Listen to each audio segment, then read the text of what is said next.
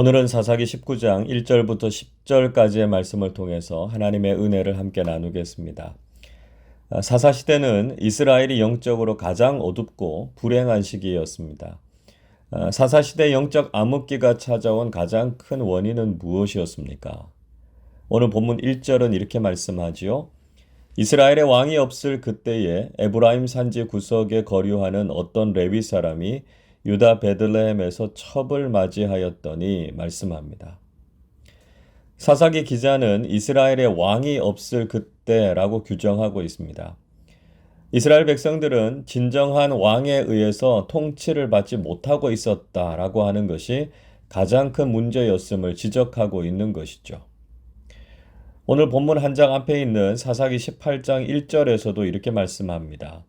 그때에 이스라엘의 왕이 없었고 단 지파는 그때에 거주할 기업의 땅을 구하는 중이었으니 이는 그들이 이스라엘 지파 중에서 그때까지 기업을 분배받지 못하였습니다.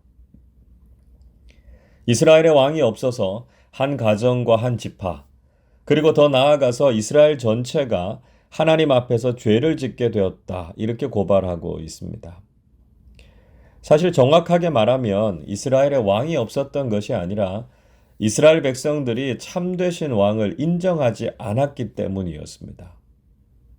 하나님께서 처음부터 이스라엘의 왕이셨지만 이스라엘 백성들은 왕이신 하나님을 인정하지 않았고요. 늘 잘못된 길을 걸어갔습니다. 하나님을 왕으로 인정하지 않은 이스라엘 백성들의 모습은 어떠했습니까? 사사기 17장 6절이 이렇게 말씀하죠. 그때에는 이스라엘의 왕이 없었으므로 사람마다 자기 소견에 옳은 대로 행하였더라. 하나님을 왕으로 인정하지 않은 사람들은 그저 자기의 생각에 옳은 대로 행동했습니다. 즉 자신들이 모두 작은 왕이 되어서 자신의 인생과 나라를 자기 마음대로 다스렸다는 것이었습니다.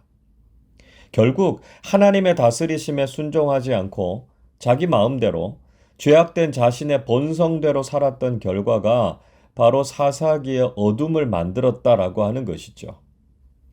사사기의 비극은 왕이신 하나님을 인정하지 않고 자기 스스로 자신의 인생의 왕이 되어서 마음대로 산 결과라고 하는 것을 보여주고 있습니다.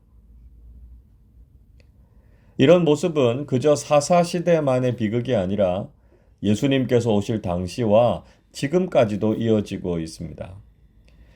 요한복음 1장 10절 11절은 이렇게 말씀하지요. 그가 세상에 계셨으며 세상은 그로 말미암아 지은 바 되었으되 세상이 그를 알지 못하였고 자기 땅에 오매 자기 백성이 영접하지 아니하였으나 말씀하고 있습니다. 하나님께서 예수님을 세상의 빛으로 구원의 왕으로 이 땅에 보내주셨지만 사람들은 예수님을 믿지 않았고 영접하지 않았습니다.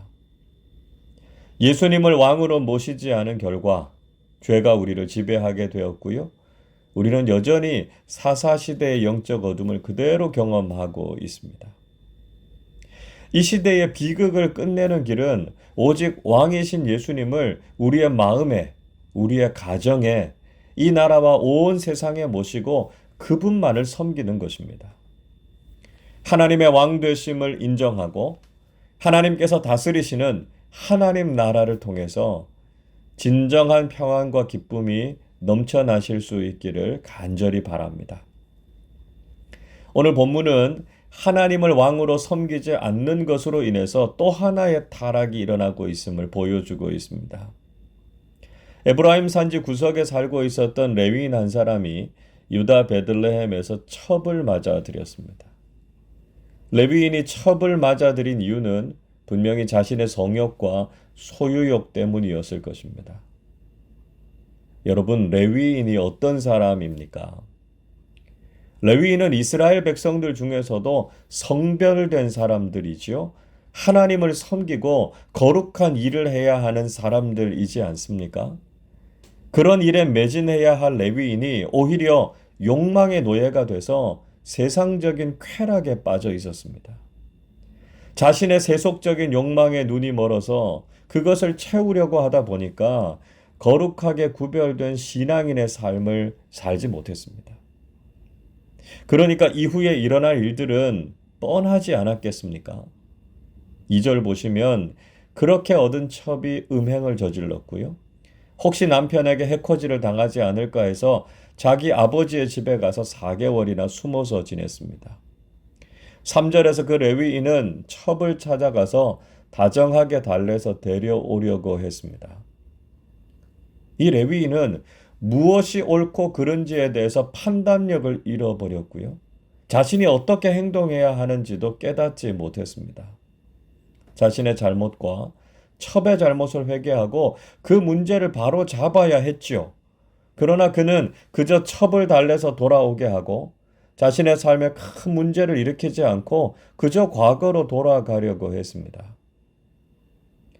이렇게 찾아와서 자신의 딸을 다시 데리고 가려고 하는 사위를 장인은 기뻐했다, 이렇게 기록하고 있습니다. 모두들 무엇이 하나님의 뜻이고 무엇이 올바른 일인지에 대한 관심보다는 그저 지금 편하고 문제거리가 생기지 않기만을 바라고 있었습니다. 여러분, 우리는 하나님 앞에서 우리의 삶이 바르고 거룩한가에 대해서 늘 살펴보아야 합니다. 그저 나 자신이 원하는 대로 내 삶에 별다른 문제가 없으면 그만이라고 생각하면서 죄악된 길을 떠나지 않고 있는 것은 아닙니까? 신앙인으로서의 정체성과 사명감을 가지고 하나님을 위해서 충성을 다하기보다는 그저 세상에서 편안하게 살아가는 것에 만족하고 있지 않습니까?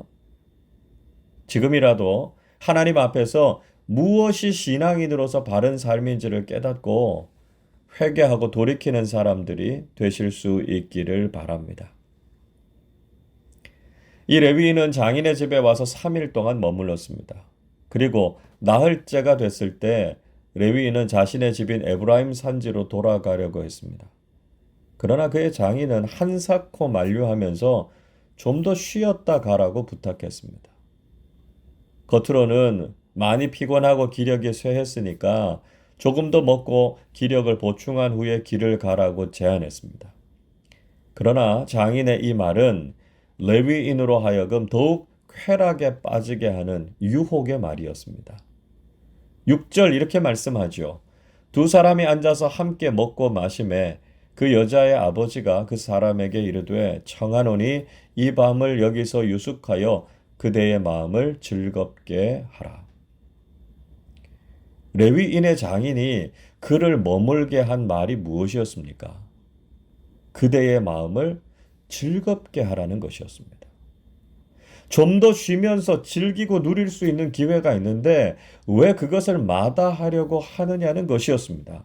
아직 시간이 충분하니까 더 많이 즐기면서 시간을 보내라는 것이었습니다. 9절 보시면 그 다음 날에도 그의 장인은 똑같이 그대의 마음을 즐겁게 하고 라고 유혹했습니다. 레위인의 장인의 유혹은 지금도 우리를 찾아오는 세상의 유혹과 흡사합니다. 세상은 우리가 마음껏 즐기고 세상의 쾌락을 누리라고 유혹합니다. 다른 누군가를 위해서 살지 말고 자신의 즐거움을 위해서 살라고 충동질합니다. 그러나 우리는 자신의 마음을 기쁘게 하는 사람들이 아니라 하나님을 기쁘시게 하는 사람들이 되어야 하지 않습니까? 우리가 해야 할 본분과 신앙인으로서의 정체성을 지켜서 하나님만을 위한 삶을 살아야 합니다. 우리는 세상의 유혹이 가진 본질을 깨닫고 나 자신을 위한 삶이 아니라 하나님을 기쁘시게 하는 삶을 살아가실 수 있기를 바랍니다. 결국 더 이상은 지체할 수 없다고 생각한 레위인은 다섯째 날 밤에 길을 떠나기로 했습니다. 무리해서 늦은 시간에 길을 가게 되는 것 때문에 이후에 아주 비극적인 일들이 벌어지게 되는 것을 볼 수 있습니다. 절제하지 못하고 신앙인으로서 바르게 행동하지 못한 것이 그의 삶과 이스라엘 백성들에게 큰 비극을 가지고 오고 말았습니다. 여러분, 우리는 신앙인으로서 바르고 절제하는 삶을 살아야 합니다. 우리의 본분과 신분을 잊지 말고 살아야 합니다. 하나님께서 내 삶을 다스리고 계신다는 것을 인정하고 늘 하나님 앞에서 믿음으로 바른 길을 걸어야 합니다. 스스로 내 인생의 왕이라고 생각하는 것이 아니라 참되신 왕이신 예수 그리스도를 영접하고 주님만을 위한 삶을 살아가실 수 있기를 바랍니다. 세상의 쾌락과 즐거움으로 우리의 인생을 낭비하는 것이 아니라 하나님께서 맡겨주신 사명에 충실한 사람들이 되실 수 있기를 바랍니다. 오늘도 우리의 죄를 고백하고 오직 하나님의 기쁨이 되는 삶을 살아가는 참된 신앙인들이 다 되시기를 주님의 이름으로 축원합니다. 기도하겠습니다.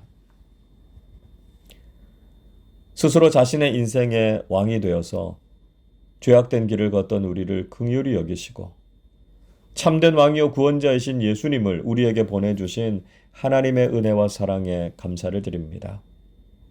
날마다 우리의 삶이 하나님의 다스리심에 순종하게 하시고 신앙인으로서의 본분과 사명에 충실한 삶을 살게 해 주시옵소서. 죄악된 본성을 가진 우리 자신의 즐거움을 위해서 살아가는 것이 아니라 오직 하나님께서 기뻐하시는 그리스도인들로 살게 해 주옵소서. 세상은 지금도 끊임없이 우리를 유혹해서 하나님 없는 삶으로, 세상과 타협하는 삶으로 이끌어 가려고 합니다. 저희들이 날마다 성령 충만함을 입어서 악한 세상과 버타지 않게 하시고 오직 하나님의 말씀과 거룩하신 뜻을 분별하면서 살아가는 신실한 그리스도인들로 살게 해 주옵소서. 오늘 하루도 주님 앞에서 바르고 거룩하게 살게 하시고 저희들의 삶을 평안하고 복되게 인도해 주시옵소서. 감사드리며 우리 주님 예수 그리스도의 이름으로 기도하옵나이다. 아멘.